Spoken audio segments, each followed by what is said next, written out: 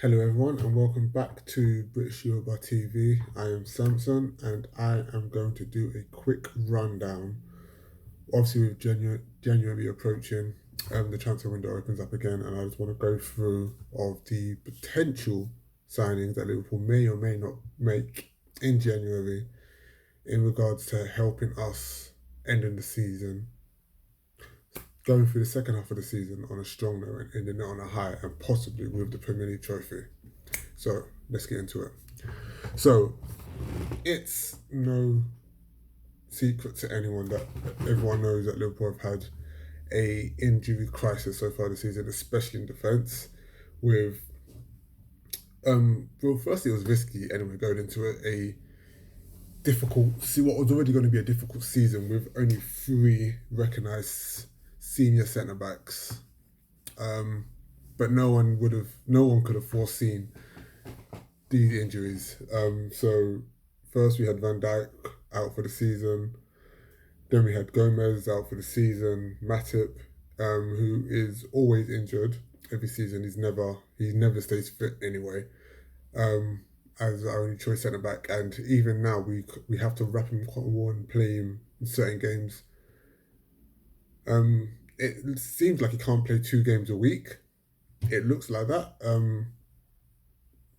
So obviously now we have to move Fabinho out of defensive mid into centre back. Obviously we've got players that can fill in, which is good with Reece Williams and Nat Phillips, and they've done well when they've come in, and it's proven so far it's been okay.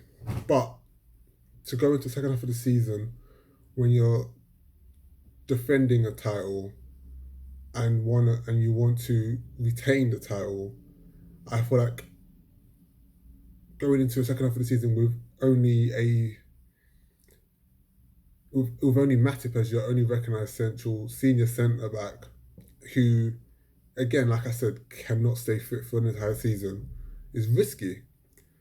On top of that, you've got Fabinho playing in centre back. Obviously, thankfully, thank God that all our centre mids now are coming back to full fitness slowly but surely. I'll do another video on that later. But so you've taken him out of centre midfield, put him into centre back. So now you've got two, and after those two, you've got two inexperienced youngsters. Again, like I said, they've done well, but Klopp needs to buy another centre back. Now, it's been reported that Liverpool won't buy another centre back, which I think is probably the wrong decision. I don't know why that is even an option for Klopp, but it is what it is. We have been linked, obviously, since Van Dijk got injured, we've been linked with so many centre backs.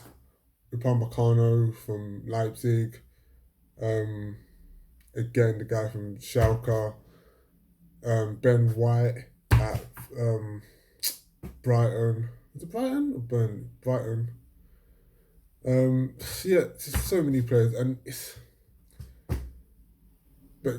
so you hear these and then you think, okay, there's going to be action. But what Klopp doesn't do, it's one thing I have to give Klopp credit for, is he doesn't panic buy.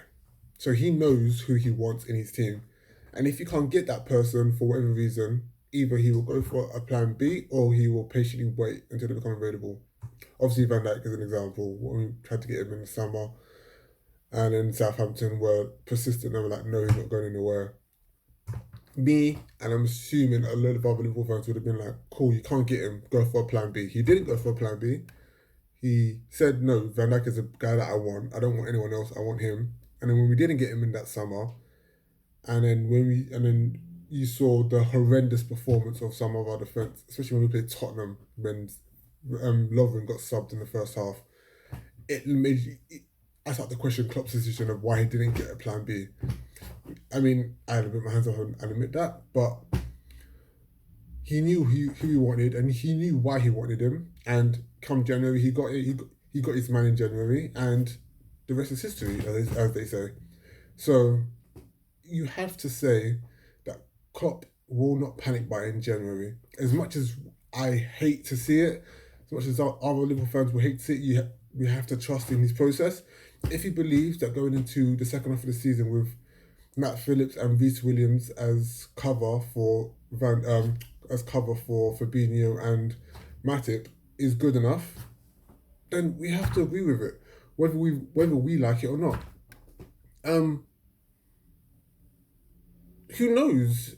It could be it could be the smartest decision he's made this season.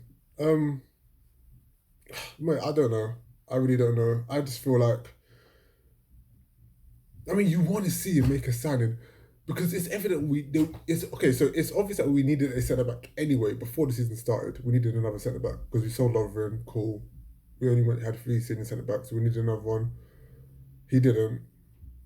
Bad move, fair enough. But if it comes to January and he feels like, unless it's a serious injury, so I'm talking about Matip out for the season, Fabinho out for the season, then only then will I see when can I say, okay, this is where he might panic buy and be like, cool, go for centre back. Because what I don't want to see happen is him not sign a centre back, trusting the four that we have left that are fit, and then come February the 1st when the transfer window is closed, Matip or Fabinho gets a season ending injury. And then it's just like, fuck.